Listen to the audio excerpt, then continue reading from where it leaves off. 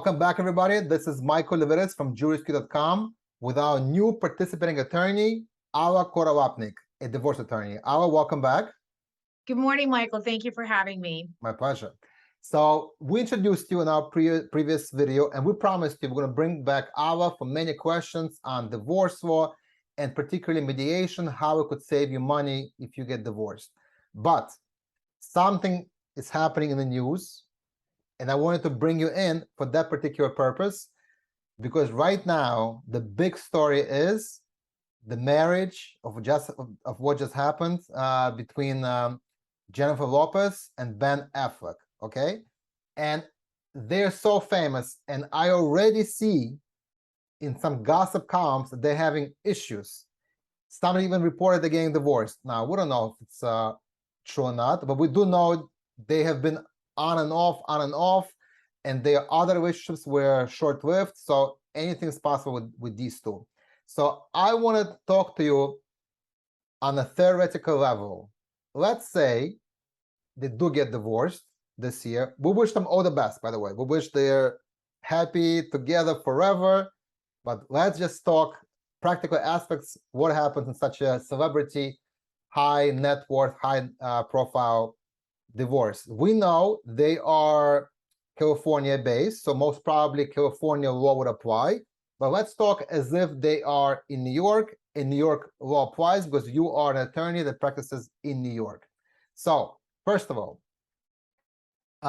if you were an attorney for Ben or for Jennifer, would you recommend a prenuptial agreement?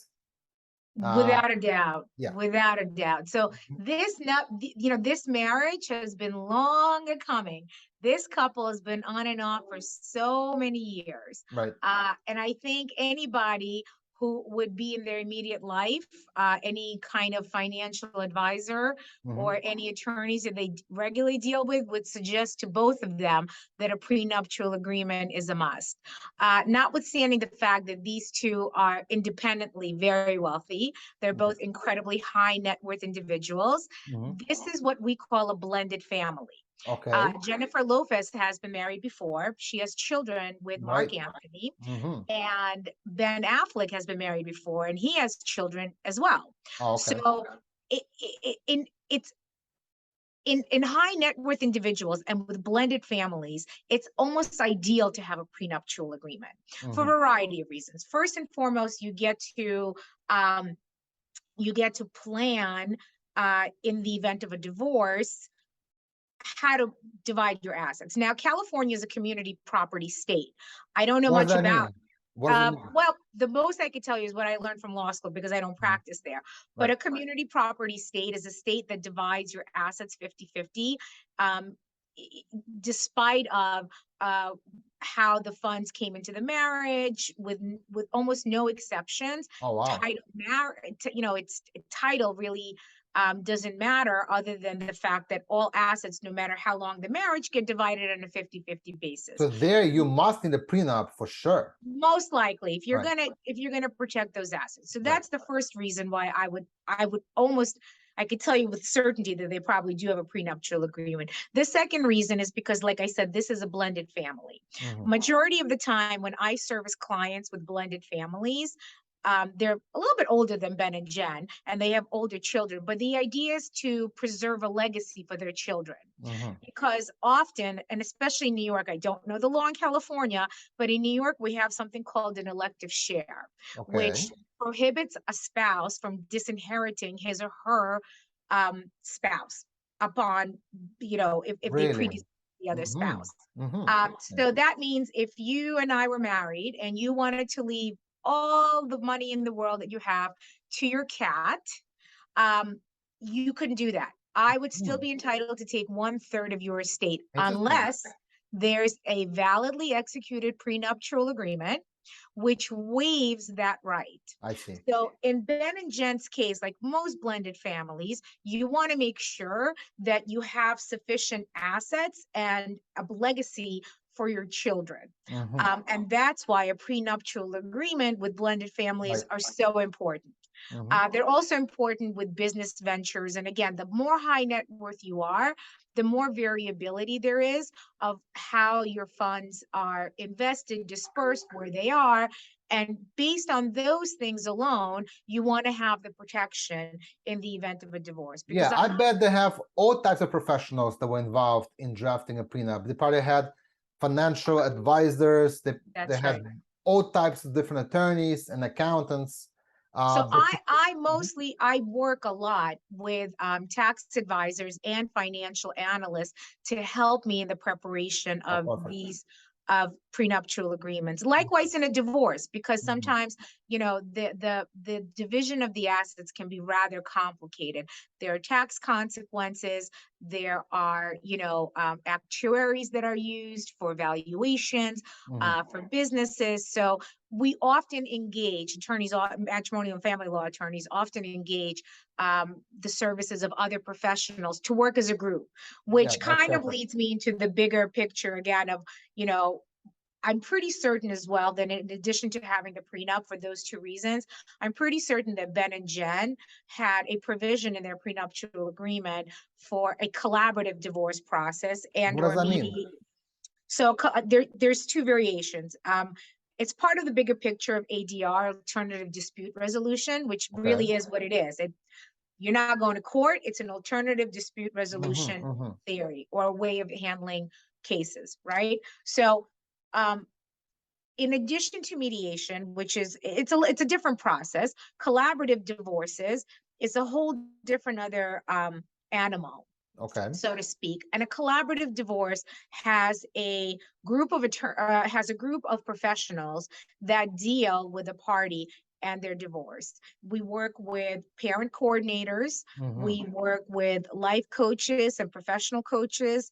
We work with divorce coaches, with financial analysts, with actuaries, with tax attorneys, all who help us collaboratively reach a resolution for the clients. And oftentimes even that is cheaper than going into full-blown litigation. Absolutely. In fact, I have to tell you, so majority of the country has really taken off with the theory of collaborative divorce because not only is it cheaper, again, you're hiring a team of individuals who are going to service your needs from every perspective, right? It's more practical approach to divorce as opposed to emotional approach. That's right. That's right. That's right. So that definitely saves in drama.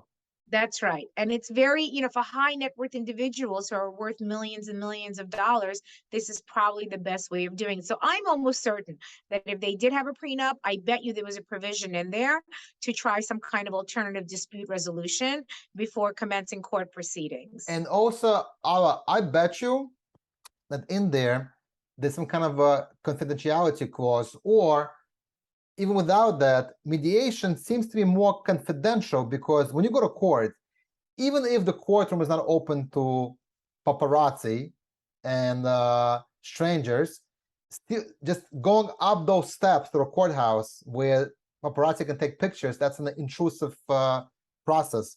Whereas in a mediation, they can meet in the attorney offices in undisclosed location and nobody knows what is going on. Am I right? That's correct. In fact, when you sign an agreement to mediate, part of the agreement indicates that this is a confidential process, unless both parties decide to waive it. But it most certainly is. And, you know, as far as having a confidentiality clause in a prenuptial agreement, without a doubt, with these two and, you know, the media and, you know, any kind of publishing rights or book writing thereafter, if there is a divorce, then I could foresee that being definitely being part of the agreement. That's very useful. Alla, again, we wish them all the best to the newly wedded couple, but God forbid, you know, it's a Hollywood marriage, things happen, and within a year or under a year, they get separated, they decide to go their separate ways. There's a procedure that I heard of called annulment. Yeah, so in New York, we have it. So an annulment is, it gives the ability to both parties or for a judge to enter a decision that instead of marking your marriage as a, you know, being a divorce. An Mhm. annulment means is as if you were never married. So some of the legal things that you may otherwise be entitled to under the law if you're married, and maybe that requires me to take a step back. Marriage bestows upon married couples some rights and obligations. The Mhm. law in New York says if you're going to marry in New York, there's going to be some rights and obligations that Right. you need to have, Sure. right? Mhm. You have the absolute obligation to support one another, right? You Mhm. have the right to, to keep your finances separate or together, right? If you have children, the law says you have the absolute obligation to support your children, right? And New York treats marriage as a financial partnership. Makes So sense. in the event of a divorce, you're really divorcing, for lack of a better term, or separating uh, a business. Mhm. That's what you're doing. So they look at Especially in the this case. that's right. Yeah. That's right. They would look at the assets of the marriage. They would Mhm. look at everything else. So that's the common, the what marriage bestows upon you in New York. I The see. law also gives you the ability to file for an annulment to say, look, we never had, I was deceived into going into this marriage. I was married under a year. And I'd like to be counted as we didn't marry at all. Oh, But you need so deceit is a factor that needs to be present. That's correct. So I see. an Okay. Okay. annulment is not something you can just voluntarily say, I see. let's Okay. just annul the marriage.